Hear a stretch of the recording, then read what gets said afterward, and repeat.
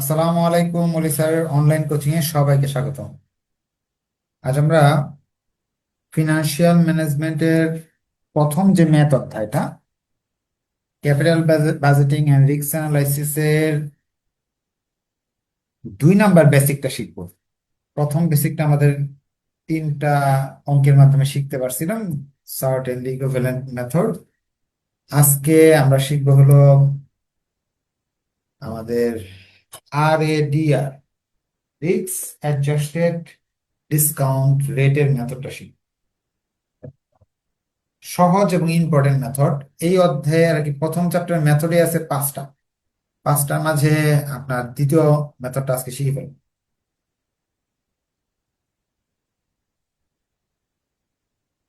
আপনার কি ক্লাসটা আর কি শুনতে পারতেছেন বা দেখতে পারতেছেন কিনা স্পষ্টভাবে সেটা জানাবেন, হ্যাঁ। তো কমেন্টে জানিয়ে দিবেন।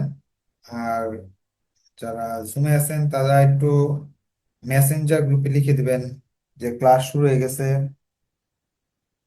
ক্লাসটা তারা ইচ্ছা করলেও করতে পারে। আমাকে একটু সময় দিবেন, আমিও একটু চেক করে লিঙ্কগুলো শেয়ার করে পরবর্তীতে ক্লাসটা শুরু করতেছি।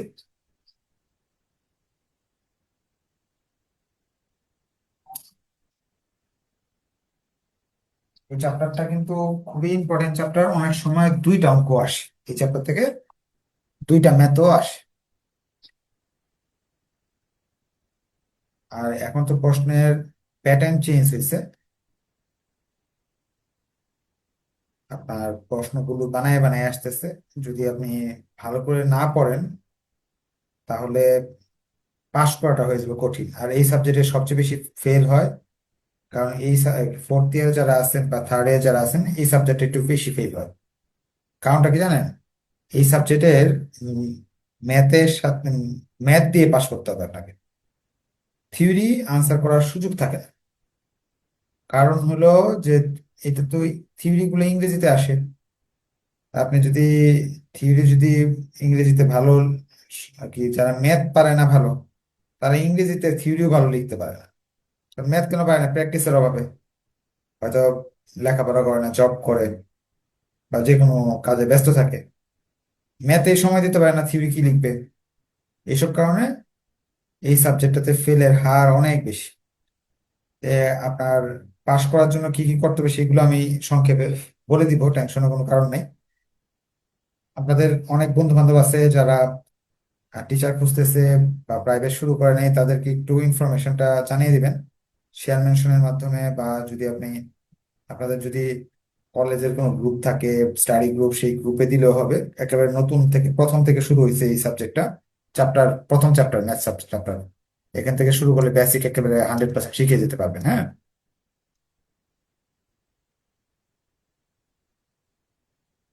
আমাকে একটু সময় দেন, আমি একটু শেয়ার করে ক্লাসটা শুরু করতেছি। শেয়ার মেনশন করে আপনারা একটু কষ্ট করে শেয়ার করে দিবেন, হ্যাঁ। শুরু করে দিলাম। আমরা capital budgeting and risk analysis এর চ্যাপ্টারটা করতেছি। এখানে মূলত পাঁচ পাঁচ ধরনের অঙ্ক আছে। 5 ধরনের থেকে এক এক ধরনের অঙ্ক প্রতি বছরই আসে। যেমন একটা একটা সিস্টেম নিয়ম হলো সার্ট এন্ড ইকুইভ্যালেন্ট, এটা করানো হয়ে গেছে। এটা ভিডিও আছে, 4টা ভিডিও আছে। 4টা ভিডিও করলে আপনার এই চ্যাপ্টার এই টপিক্সটা ক্লিয়ার হয়ে যাবে। আজকে আমি শিখাবো আপনাদের সিএপিএম এর নিয়ম অনুযায়ী RADR এর নিয়মটা আর কি, হ্যাঁ। সিএপিএম RADR এর বিষয়গুলো ডিটেলস শিখাবো। অনেক ইজি অঙ্ক, একবার দেখাই দিলে আপনারা পারবেন। প্রবলেম 4-এ বলতেছে যে Priya limited is considering invest in one of the mutual exclusive project. Priya limited 2টা প্রজেক্ট আছে, এর মাঝে একটা চয়েস করবে। একটার নাম হলো পি, একটা হলো কিউ। পি নাহলে কিউ এর মাঝে পি এ বিনিয়োগ করবে, নাহলে কিউ এ বিনিয়োগ করবে, যে কোনো এক জায়গায় করবে। এখন the firm's cost of capital is 15% and risk-free rate 10. Cost of capital 15% R RF risk-free rate 10%। অনেকে এটা বুঝে না, এটা আমি একটু ক্লিয়ার করে দিই। একটা হলো বলতেছে ঝুঁকি ছাড়া যদি হিসাব করি 15% মুনাফা চাই, আর ঝুঁকি মুক্ত 10% চাই। অর্থাৎ যদি ব্যাংকে রাখেন বা একটা দোকানে বিনিয়োগ করেন, ব্যবসা শেয়ারে বিনিয়োগ করেন, একটা ব্যবসা প্রতিষ্ঠানে বিনিয়োগ করেন, তাহলে 15% লাভ আসতে পারে, আবার রিস্কও আছে, কমেও যেতে পারে, 5% হতে পারে, লসও হতে পারে। আর যদি আমি একটা ব্যাংকে রেখে দেই বা সঞ্চয়পত্র কিনে রাখি, সরকারি সিকিউরিটি বন্ডে বিনিয়োগ করি, তাহলে লস হবে না, 10% আপনি পাবেন।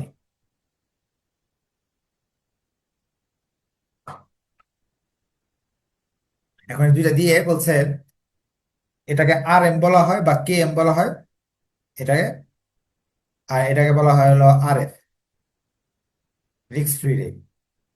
The following data are available, নিচে কিছু তথ্য দেওয়া আছে। পি তে 12,000 টাকা বিনিয়োগ করলে প্রথমে 6,000 পাবেন, পরে 4,000 পাবেন, পরে 5,000 পাবেন, পরে 3,000 পাবেন, এবার 4 বছর টাকা পাইতে থাকবেন। এখানে ঝুঁকি আছে 1%। এক, ফাইন্ড নেট প্রেজেন্ট ভ্যালু, আপনাকে নেট প্রেজেন্ট ভ্যালু এনপিভি বের করতে বলছে each project using firm cost of capital, এই যে মূলধনের যে খরচ আছে 15% ব্যবহার করে এনপিভি বের করতে বলছে। In this situation which project is preferred, এই দুইটার মধ্যে তুমি কোনটা নেওয়া উচিত তোমার? এই অবস্থায় এই নেট প্রেজেন্ট ভ্যালু বের করে দুইটার মাঝে কোনটা নেওয়া উচিত? আপনারা যারা second year, third year, first ইয়ারে আপনার প্রিন্সিপালস অফ ফিনান্স করে আসছেন, তারা কিন্তু, বা ম্যানেজমেন্ট অ্যাকাউন্টিং করে আসছেন, তারা কিন্তু এটা জানেন যে আপনার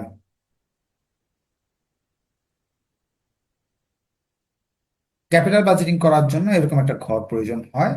এখানে ইয়ার দেওয়া থাকে, 4 বছর দেওয়া আছে এখানে, 1, 2, 3, 4। সিএফএটি, সিএফএটি 6,000, 4,000, 5,000, এই দুইটা ঘর দেওয়া আছে। আমাকে এনপিভি বের করতে হবে। প্রজেক্ট এর জন্য আমার এনপিভি বের করতে হবে। তা এই দুইটা দেওয়া থাকলে এনপিভি বের করতে হলে দুইটা ঘর লাগে, আর একটা হলো ডিএফ আর একটা হলো পিভি। ডিএফ এর ঘর বের করার জন্য নিয়ম হলো, এটা যে 1 নাম্বার ঘর হয়, এটা 2 নাম্বার ঘর, এটা 3 নাম্বার ঘর, এটা 4 নাম্বার ঘর। ডিএফ বের করার সূত্র আপনারা শিখে আছেন, তারপর আমি শিখিয়ে দিতেছি। 1/1 প্লাস, এখানে একটা রেট আছে, এনপিভি বের করার জন্য একটা রেট আছে। রেটটা কি? এই যে কস্ট অফ ক্যাপিটাল, অর্থাৎ এই 15%, এই 15% দিয়ে আমাকে করতে হবে।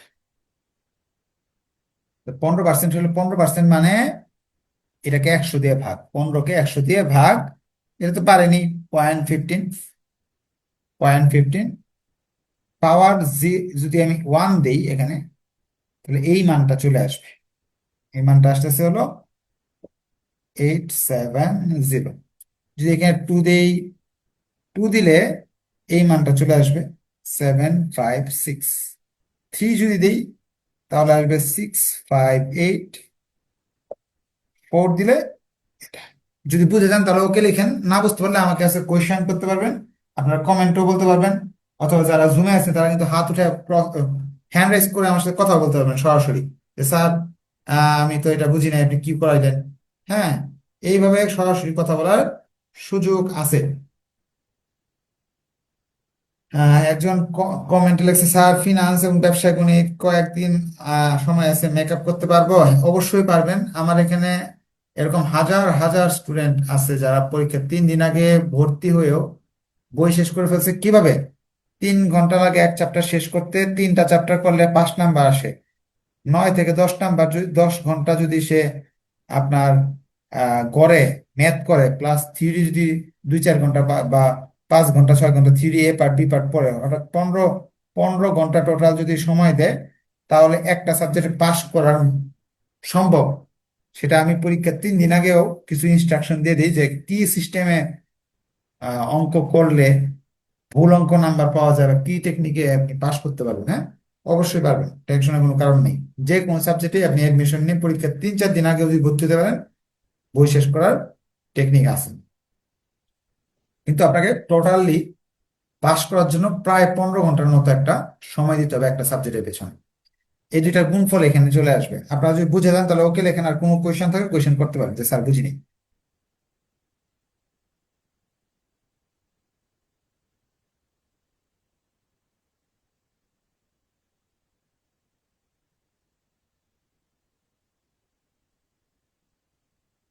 সবগুলো যোগ করতে হবে, যোগ করলে আসতেছে হলো টিপিভি, টোটাল প্রেজেন্ট ভ্যালু।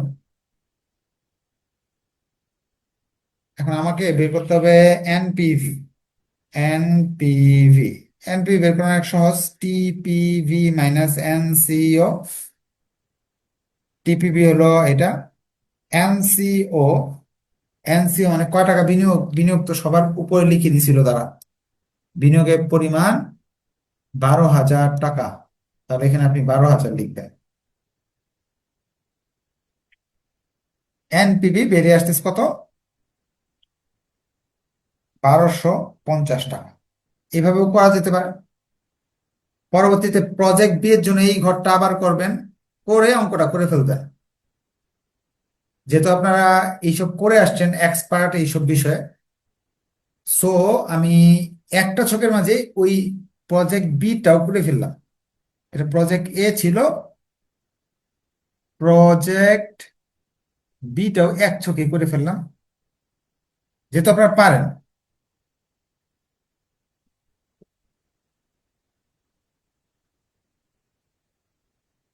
আপনি চাইলে আলাদা আলাদাও করতে পারেন।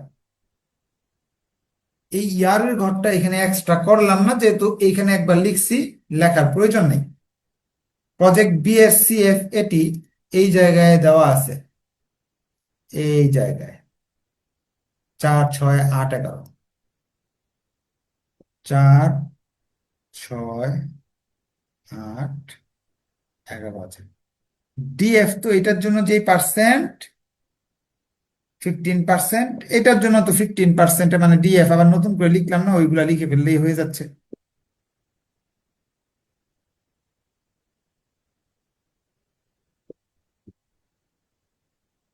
এই দুইটা ঘরের গুণফল এখানে লিখলে পিবি বেরিয়ে আসতেছে।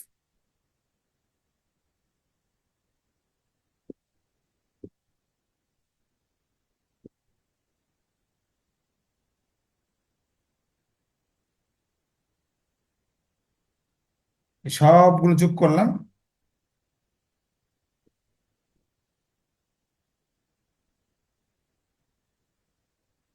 আমরা আরেকটা শর্টকাট টেকনিক ব্যবহার করতে পারি। এই ছকের মাঝেই মাঝেই আমরা এনপি বের করতে পারি। এনসিও এখানে বাদ দিব, 12,000। এটার এনসিও, প্রজেক্ট বি এর এনসিও কত? এনপি বের করার অনেক টেকনিক আছে, আমি সব টেকনিক আপনাদের শিখাবো। এই যে 18,000।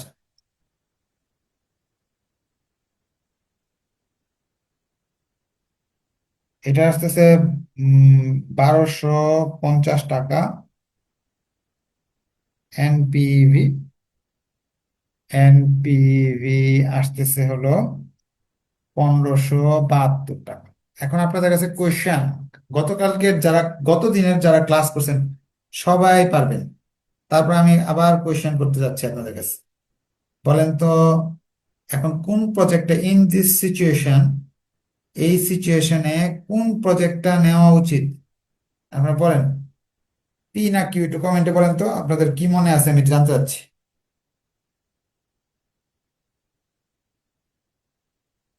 আচ্ছা,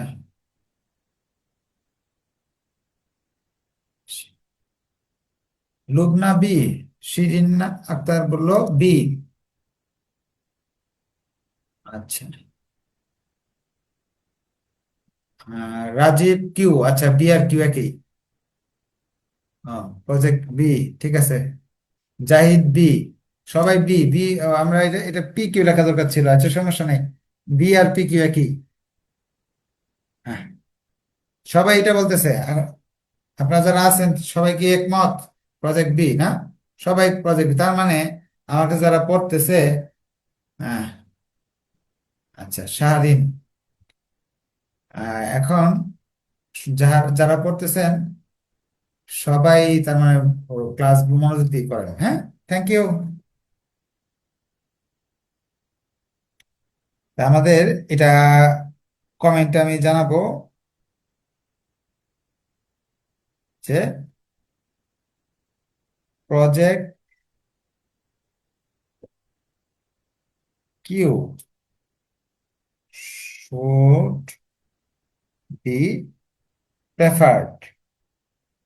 আমরা প্রজেক্ট কিউই প্রেফার করব কেন? এনপিভি যেটা বড় সেটাই তো আমরা নিব, বিকজ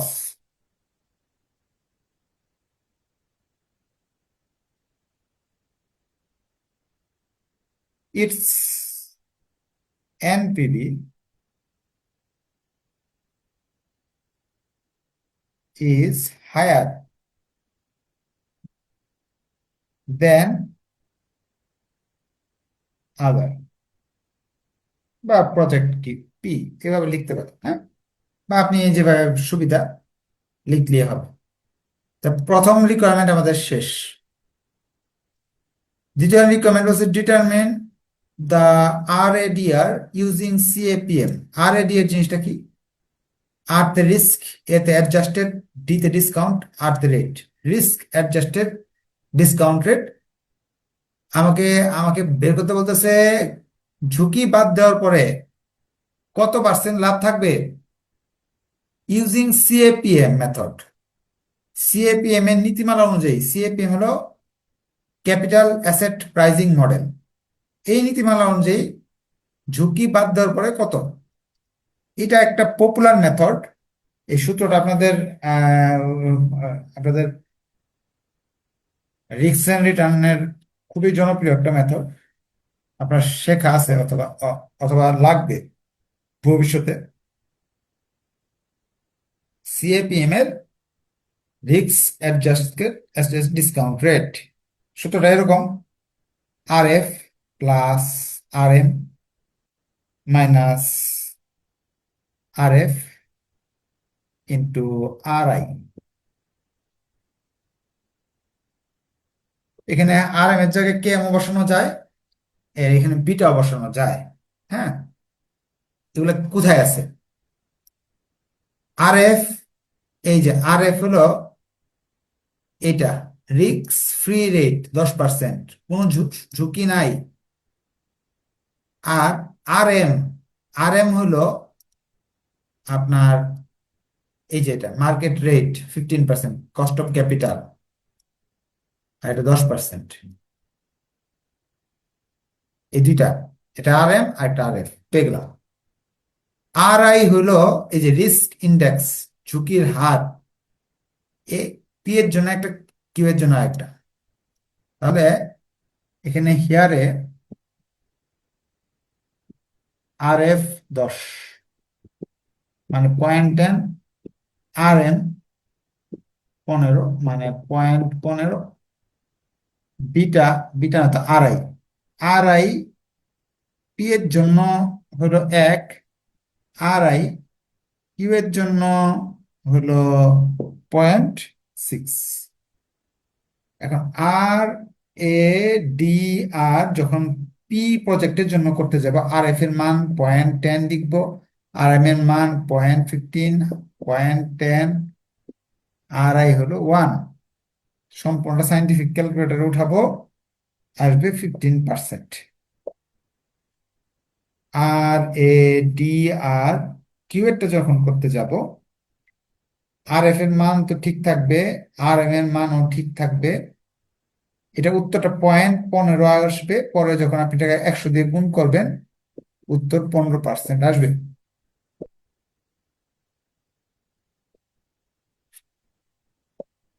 এটা থেকে বাদ দিলে 5 থাকে, 0.5, এটার সাথে 0.6 যদি গুণ করেন, 5 6 30, 3, 13% আসে।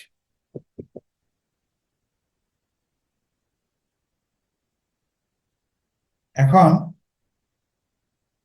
এত ইজি একটা সূত্র শিখলে আপনি হয়ে যাচ্ছে, কিন্তু শুধু আর এর মানটা দুইটা সূত্রে দুইজন ব্যবহার করতে হলো। বুঝতে পারলে ওকে লেখেন, তাহলে আমাদের 2 নাম্বার রিকোয়ারমেন্ট শেষ। যদি কোয়েশ্চেন থাকে কোয়েশ্চেন করতে পারেন যে স্যার এটা বুঝি নাই। 2 নাম্বার রিকোয়ারমেন্ট যদি না বুঝেন কোয়েশ্চেন করার সুযোগ আছে।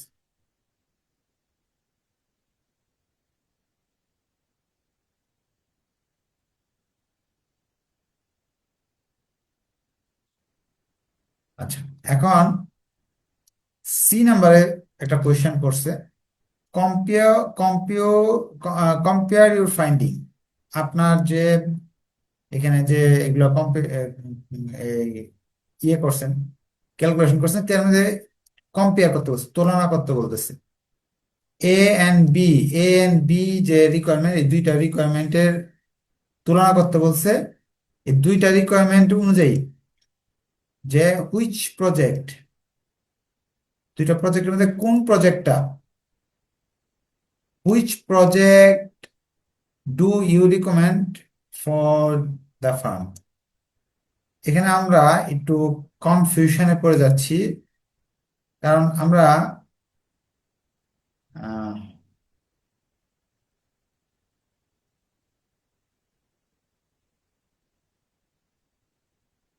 কনফিউশনে পড়ে যাচ্ছি। কারণ হলো এই জায়গায় এনপিভির তুলনায় এনপিভির ক্ষেত্রে কিউ বড়, ভালো, কিন্তু আর এডিআর এর ক্ষেত্রে পি ভালো। কিন্তু এই দুইটা ক্ষেত্রে আমরা এনপিভি কে বেশি প্রাধান্য দিব।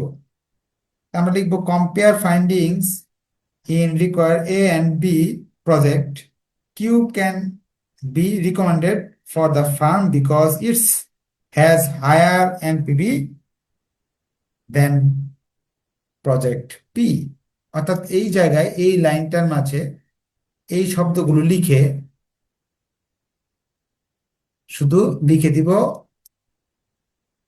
Project queue recommended for the firm, এতটুকু লিখে দিবে হচ্ছে।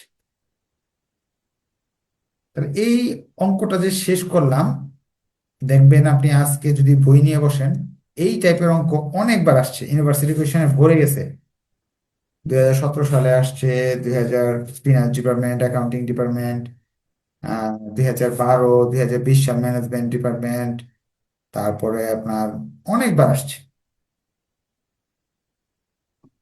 কিন্তু মাঝে মাঝে একটু ঘুরায় ফিরেও আসছে, কারণ এখন তো প্রশ্নের প্যাটার্ন যেহেতু চেঞ্জ হয়ে গেছে, অঙ্ক কিন্তু একেবারে হুবহু আসে না, ঘুরিয়ে ফিরেও আসে। এখন ঘুরিয়ে ফিরিয়ে যখন আসবে বা বই থেকে আসবে, তখন কেমন আসতে পারে এবং আমার কিভাবে আনসারটা করতে হবে সেই বিষয়টা একটু সংক্ষেপে আলোচনা করি। কারণ আমি তো আপনাদের এই অঙ্ক শেষ করে বই থেকেও দেখায় দিব। কারণ যারা উইক তাদের তো আমি সাজেশন দিয়ে দিব যে এইটা এটা করেন, কিন্তু যারা মোটামুটি ভালো রেজাল্ট করতে চায়, ভালো পারে, তাদের বই থেকেও দেখায় দিব। আচ্ছা, এখানে বইয়ের আমরা প্রবলেম 1 এটা পারবো, কারণ কি এটা হলো ক্যাপিটাল বাজেটিং এর নিয়ম। সেটা আপনাদের শেখানো আছে, কই কই শেখানো আছে এটা আমি এটা বলে দিই। এটা যদি আপনি ধরেন 4th ইয়ার আছে, প্রজেক্ট ম্যানেজমেন্টে শেখানো আছে ক্যাপিটাল বাজেটিং, আপনি যদি 3rd ইয়ারে পড়েন ম্যানেজমেন্ট অ্যাকাউন্টিং এইগুলো করানো আছে। সো এটা আমি আর এক্সট্রা করে করাবো না, যেন অন্য সাবজেক্টে যেহেতু করানো আছে। হ্যাঁ, ওই সাবজেক্ট থেকে আপনি এই অঙ্কগুলো শিখে নিতে হবে। হ্যাঁ,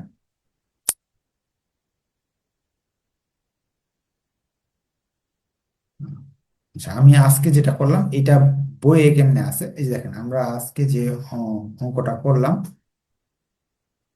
ওইটার নিয়ম একটা খুঁজতেছি। আমরা আজকে এই অঙ্কটা করলাম,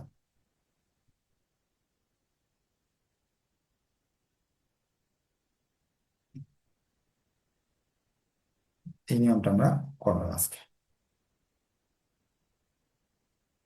এখন সেম এই অঙ্কটাই করছি।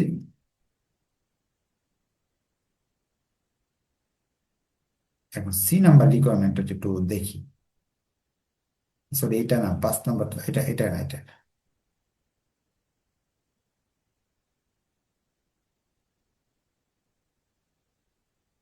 এগুলো সার্টেনলি ইকোফ্রেন্ডের নিয়ম, এগুলো শেষ। এগুলো পারবেন আপনি করলেন, এগুলো আমি করাই দিব। যেগুলো পারবেন না এগুলো আমি করাই দিব, টেনশনের কোনো কারণ নেই। বই থেকে সবগুলোই করাই দেবো, কোনোটা বাদ দিব না ইনশাল্লাহ। প্রবলেম C12 কমার্স পাবলিকেশনের এই নিয়মটা আমরা করলাম মাত্র, এই মাত্র প্রথম রিকোয়ারমেন্ট আমরা এনপি বের করলাম, হইল। দ্বিতীয় রিকোয়ারমেন্টে R A D R C A P অনুযায়ী করলাম। এরপরে 3 নাম্বার নিয়মটা আপনার শেখা নাই, এটা আমি এখন শিখাবো। বলতেছে use the RADR from each project to determine its risk adjusted NPV, which project is preferred in this situation. এখানে তারা বলতেছে আপনাকে কিন্তু আমি আরএডিআর বের করতে বলছিলাম, আপনি আরএডিআর বের করছেন। এখন যে আরএডিআর যে বের করছেন, সেই আরএডিআর যে বের করছেন, সেই আরএডিআর দিয়ে আবার নতুন করে এনপিভি বের করবেন। এই 15% দিয়ে তো আপনি এনপি বের করছেন, ওটা আমরা মানছি। এখন নতুন যে আরএডিআর যে রেটটা বের হলো, ওই রেট দিয়ে আপনাকে এনপিভি আবার করে দেখাতে হবে। অর্থাৎ এই যে আমাদের 15 এবং 13 দিয়ে আবার নতুন করে এনপিভি বের করতে বলতেছে, এরপর আবার ডিসিশন নিতে বলতেছে। তার মানে প্রশ্ন যখন এইভাবে বই থেকে বানায় আসবে, বেসিক যারা পারে তারা তো পারবে, কারণ এনপিভি বের করা তো আমি শিখাইছি আপনাকে। এখন নতুন যে আরএডিআর বেরোলো, যেমন ধরেন এখানে আরএডিআর বেরিয়েছে এটার 19, এটা বেরিয়েছে 15। এই 19 আর 15 দিয়ে নতুন করে আবার আমাকে এনপিভি বের করতে হইতেছে, মানে 1 নাম্বার রিকোয়ারমেন্টটা আবার করতে হইলো। তখন আবার ডিসিশন দিতে হইলো যে কোনটা ভালো, কোনটা নেওয়া উচিত না। তাহলে আপনাদের এই যে এই নিয়মটা কি আপনারা আয়ত্তে নিতে পারছেন? এই কথাটা, এই রিকোয়ারমেন্টটা প্রশ্ন কিন্তু এভাবে বানায় আসতে পারে। আমি যেটা শিখাইতেছি এটা হুবহু আসবে এরকম না, অনেক সময় একটু মডিফাই করে আসতে পারে। কারণ কি, প্রশ্ন তো এখন বানায় বানাই হচ্ছে, যেহেতু প্রশ্নের প্যাটার্ন চেঞ্জ হয়েছে। বুঝতে পারলে ওকে লিখেন, না বুঝতে পারলে বলতে পারেন যে স্যার এই জায়গায় আমি বুঝি নাই, আমি না এটা নিয়ে আমি আবার আলোচনা করবো। তো এই 3 নাম্বার রিকোয়ারমেন্টের বইয়ের যে অঙ্কটা, এটা ইনশাল্লাহ আপনাদের বুঝে বুঝতে পারছেন। নেক্সট ক্লাসে আরো আলোচনা করবো। আপনাদের দায়িত্ব হলো যে আমি 2টা টপিকস নিয়ে আলোচনা করছি আপনাদের সাথে। একটা টপিক্সের নাম হলো সার্টেনলি ইকুইভ্যালেন্ট, আর একটা আরএডিআর। এই 2টা টপিক্সের আলোকে যে অঙ্কগুলো আছে সেগুলো করতে পারেন। বাসায় বসে প্রবলেম থাকলে নেক্সট ক্লাসে বলবেন। আর আপনাদের একটা এক্সারসাইজ শিট হয়তো দেওয়া আছে, ওইখানেও কিছু অঙ্ক দেওয়া আছে। হ্যাঁ, বইয়ের কিছু অঙ্ক দেওয়া আছে, সেইগুলো একটু প্র্যাকটিস করতে পারেন। হ্যাঁ, যেমন যে এই অঙ্কটা প্র্যাকটিস করতে পারেন, আজকে যেটা করাইলাম এটার আদলে একটা অঙ্ক এখানে দেওয়া আছে, এটা প্র্যাকটিস করতে পারেন আপনারা। নেক্সট ক্লাসে দেখা হবে। ধন্যবাদ সবাইকে। আসসালামু আলাইকুম। ভালো লাগলে অবশ্যই শেয়ার করবেন, মেনশন করবেন, বন্ধুদের জানাবেন। হ্যাঁ।